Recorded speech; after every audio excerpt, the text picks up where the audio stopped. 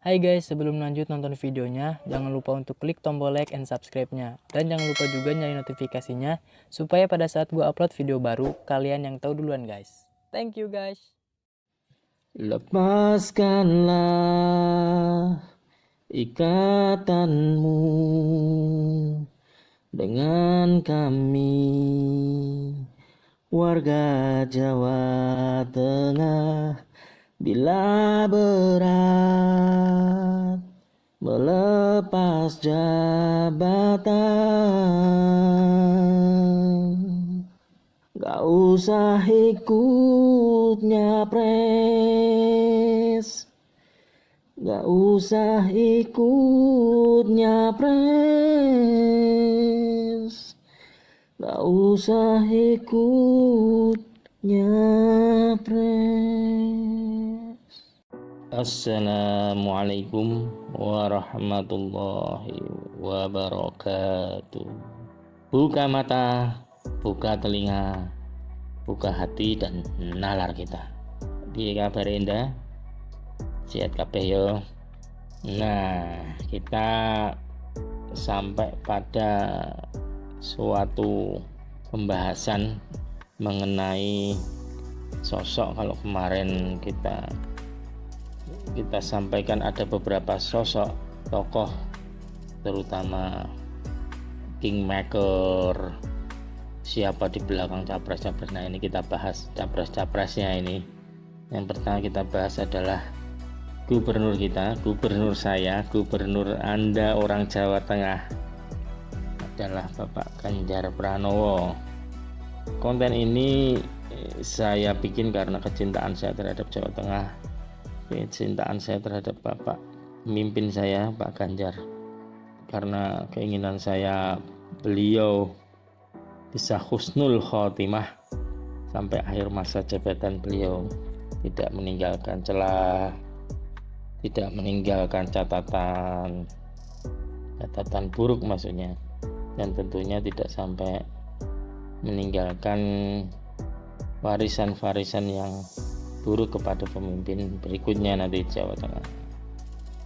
Nah, saya melihat beliau masih ada kesempatan beberapa bulan ke depan untuk intens, konsen menyelesaikan PR-PR masalah. Tidak usah keluar kota dulu, sampai masa akhir jabatan Bapak selesaikan masalah-masalah yang ada di Jawa Tengah yang masih krusial. Saya nggak menyebutkan masalah-masalah infrastruktur ya, banjir apa itu hubungannya dengan infrastruktur, dan itu ya juga harus Bapak selesaikan. Kita hari ini khusus ngomongin terkait SDM, karena SDM ini di Jawa Tengah sangat parah. Bermula dari kemiskinan di Jawa Tengah. Kemiskinan yang ada di Jawa Tengah itu lumayan tinggi. Bahkan beliau sendiri menyampaikan bahwa beliau gagal menangani kemiskinan yang ada di Jawa Tengah. Beliau sendiri itu yang verbatim menyatakan bahwa beliau gagal menangani kemiskinan Jawa Tengah yang tahun 2022 mencapai sekitar hampir 11% lah, 10,98%. Bahkan angka tersebut itu melampaui rata-rata kemiskinan nasional. Ini di Pulau Jawa ya, ini di Pulau Jawa gitu. Jadi harusnya dulu di Pulau Jawa itu provinsi yang termiskin itu Banten, sekarang sudah enggak, sekarang Jawa Tengah. Oleh karena itu saya ingin sekali Pak Ganjar gubernur kita ini mulai mempetakan, kalau mempetakan sudah susah lah, ini tinggal berapa bulan saja ke depan ya, harus action untuk menyelesaikan kemiskinan itu. Gimana caranya kemiskinan itu berangsur turun, karena kaitannya ya, kemiskinan turun itu penyebabnya banyak hal. Satu, misalkan terkait dengan lapangan pekerjaan. Pemenuhan lapangan pekerjaan di Jawa Tengah itu juga penganggurannya tinggi sekali. Di data BPS 2021 lah, 6%, 5,95% pengangguran.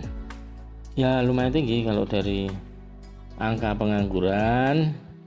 Angka pengangguran itu turunnya ke banyak hal, misalkan angka kriminalitas, angka kemiskinan tadi, lebih ke angka mungkin bisa jadi ke rendahnya pendidikan, bisa jadi ke tidak adanya kesehatan, maksudnya kepenuhan gizi, sehingga anak-anak stunting, apa terus mana-mana lah itu.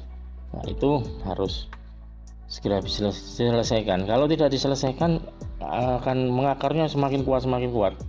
Jadi kemiskinannya nggak diselesaikan, kesananya akan semakin parah. Urusan ibu-ibu hamil yang tidak termakan gizi, apa segala macam, anaknya stunting kecil, itu mengerikan. Jadi seorang pemimpin sudah harus memikirkan untuk bagaimana ini dikelola dengan baik keuangan negara, sehingga sumber daya manusia itu termaksimalkan. Jangan sampai kita mengejar infrastruktur, kita mengejar pembangunan fisik, namun pembangunan sumber daya manusia terbengkalai. Efek lain, rasio perceraian di Jawa Tengah itu tinggi. Rasio perceraian Jawa Tengah tertinggi nasional. Rekor loh Pak Ganjar ini. Udah susah nangani kemiskinan. Ya ini juga turunan dari kemiskinan tadi, sehingga angka perceraian di Jawa Tengah tertinggi. Jadi luar biasa ini. Kita tidak bisa duduk santai saja, tidak bisa hanya dengan mengkritisi seperti ini. Kita juga melakukan hal-hal yang secara sistematik. Kita yakini bahwa kita bisa membantu pemerintah sedikit-sedikit, walaupun mungkin kita tidak ditunjang dana yang cukup atau apa dari pemerintah atau apa, enggak, dari yang kita punya, dari yang kita ini, kita ikut menyelesaikan bagaimana caranya. Nah, saya berkeinginan Pak Ganjar bisa menyelesaikan masa tugas dan jabatannya ini sebelum nyalon presiden dengan baik, hingga bisa husnul khotimah, bisa menyelesaikan tugasnya dengan mulus. Kalau enggak, ini akan jadi catatan kegagalan di Jawa Tengah, kegagalan beliau memimpin Jawa Tengah ini akan menular nantinya ke seluruh Indonesia kalau beliau jadi. Dan saya heran kenapa PDIP mencalonkan orang yang gagal, dan beliau sendiri mengatakan bahwa saya gagal mengatasi kemiskinan. Kenapa kami dikasih pilihan orang gagal? Partai-partai itu mbok ya melek gitu loh. Jangan kasih pilihan kami orang-orang gagal dong. Bagaimana kita bisa memilih orang yang jelas-jelas sudah angkat topi gagal, rasa gagal menyelesaikan kemiskinan Jawa Tengah? Misalkan kayak Pak Prabowo misalkan, beliau jelas-jelas gagal Pilpres 5. Kalau ini kontestasi yang kelima ini, nanti di konvensi Partai Golkar kalah, di wakil presidennya Bu Mega waktu itu kalah, 2 kali lawan Jokowi kalah. Artinya apa? Artinya anggapan masyarakat Prabowo masih di bawah Jokowi. Sedangkan Jokowi hari ini memimpin aja kacaunya kayak gini kok. Di akhir masa jabatannya masih ditambah urusan cawe-cawe. Partai-partai ini gimana maksudnya? Apa harus kita suruh milih orang-orang deretan orang-orang gagal yang nantinya akan menjerumuskan seluruh warga negara Indonesia? Atau kita ikut Bang Rocky Gerung aja, LBP, Liga Boikot Pemilu? Ya tidak bisa, asal ada pilihan yang lebih baik gitu. Ini syukur-syukur masih ada Pak Anies Baswedan yang berhasil memimpin Jakarta, yang berhasil memberikan warna-warna tersendiri yang lumayan bagus di perpolitikan. Namun ya masih dijegal. Bahwa partai-partai itu pada sadar ini urusan negeri ini lebih penting daripada urusan partai-partai kalian. Jadi tolong kita hari ini, masyarakat Indonesia, masyarakat Jawa Tengah harus mulai bergerak secara sistematis dan masif untuk memikirkan negeri ini, untuk sudah tidak lagi urusan duit dalam memilih. Suara kalian itu untuk negeri ini sudah sangat berharga sekali. Jika kalian milih pemimpin-pemimpin yang gagal ini, ya negeri ini akan porak-poranda. Jadi saya tiap hari dalam sholat, dalam memohon kepada Allah, bukan meminta siapa A, B, C, enggak. Saya nggak pernah meminta A, B, C, tapi saya ikutin doa ulama. Ya Allah, berilah kami pemimpin yang adil, berilah negeri Indonesia ini pemimpin yang adil ya Allah. Ya, karena hanya dengan itu yang kita lakukan. Allah yang menggerakkan semuanya, Allah yang membukakan jalan untuk negeri ini mendapatkan sosok pemimpin yang adil. Kita nggak tahu siapa orangnya, bisa jadi Anies Baswedan, bisa jadi yang lain, namun kita punya keyakinan bahwa Allah akan hadirkan pemimpin yang adil untuk negeri ini. Dan saya bersama dengan teman-teman juga berjuang sesuai dengan nalar analisa yang kami punya, bahwa kami berjuang untuk calon presiden, siapa nanti yang akan memimpin. Namun terkait dengan doa kami nggak pernah menyebutkan nama. Kami akan melakukan penetrasi, kami akan melakukan promosi, kami akan melakukan banyak hal untuk calon presiden yang memang dia baik, dia berhasil, dan dia bisa menjadi contoh untuk kepemimpinan berikutnya. Lebih baik dari kepemimpinan hari ini tentunya. Kami ingin sekali Pak Ganjar Pranowo di akhir masa jabatannya, hingga nanti habis masa jabatan beliau September tahun ini, beliau bisa menyelesaikan tugas-tugas, wewenang-wewenang beliau, hal-hal yang masih menjadi PR, dan juga beberapa kemunduran yang sudah terjadi bisa dikembalikan di titik awal. Minimal itu, sehingga beliau bisa husnul khotimah, bisa menjadi baik di akhir masa jabatan beliau. Dengan catatan, ya menurut saya beliau nggak perlulah kampanye pilpres dulu walaupun di hari libur. Selesaikan urusan Jawa Tengah ini jauh lebih baik. Seperti pada saat beliau sampaikan, ya saya masih konsen ngurusi Jawa Tengah, saya belum resmi jadi capres, tapi tiap akhir pekan beliau kampanye keluar daerah. Nah itu tolonglah diselesaikan dulu Jawa Tengah ini. Atau kalau tidak, Pak Ganjar selesai saja sekarang, mungkin biar diselesaikan oleh PJ Gubernur yang mungkin akan bisa menyelesaikan dengan lebih baik masalah-masalah yang ada di Jawa Tengah. Pak Ganjar selesai saja sekarang, mengundurkan diri, dan silahkan kampanye pilpres kemana-mana, silahkan.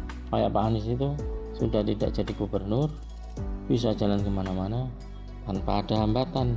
Nah Pak Ganjar ini kan masih melekat diri sebagai gubernur Jawa Tengah. Makanya saya berharap silahkan Pak Ganjar pilih, mau selesaikan sampai September dengan catatan enggak usah kampanye lah Pak. Bapak kampanye promosikan jadi presiden percuma karena kegagalan Bapak udah di depan mata. Mending Bapak selesaikan, paling tidak nggak ada cacat oleh warga Jawa Tengah. Atau ya Bapak lepas ini gubernur Jawa Tengah, lepaskan saja jabatan ini supaya diurus oleh orang yang bisa mengurus lebih baik. Dan Bapak bebas mau kampanye mau apa, soal nanti dipilih atau tidak kan kita nggak tahu. Intinya begitu. Saya tidak bisa berkata-kata lagi Pak. Saya khawatir masyarakat Jawa Tengah belajar banyak dari masalah Bapak ini, belajar banyak dari kepemimpinan Bapak ini, kepemimpinan yang gagal, yang tidak berhasil menangani hal-hal yang krusial, namun tetap ingin melaju ke tingkat yang lebih tinggi. Jangan sampai ini jadi presiden buruk untuk masyarakat di Indonesia. Sudah cukup Pak Jokowi saja yang meninggalkan masa jabatannya di 2 tahun di awal itu, lalu mencalonkan diri jadi presiden, jabatannya ditinggal, dan terjadi huru-hara yang kayak gini. Bukan huru-hara ya, terjadi banyak kemunduran lah semasa kepemimpinan Pak Jokowi ini, terutama SDM Pak. Saya nggak menyampaikan urusan fisik, pembangunan fisik, infrastruktur, saya tidak menyampaikan itu. Walaupun kalau mau dikoreksi ya banyak kekurangan juga infrastruktur itu. Bangunan-bangunannya itu luar biasa parah. Tapi ya itu kita nggak ngomongin itu, kita ngomongin SDM, kita konsen di SDM supaya ini jadi pembelajaran yang terbaik. Tetap kita syukuri perbedaan dan kita ikhtiarkan persatuan. Billahi taufiq wal hidayah. Assalamualaikum warahmatullahi wabarakatuh.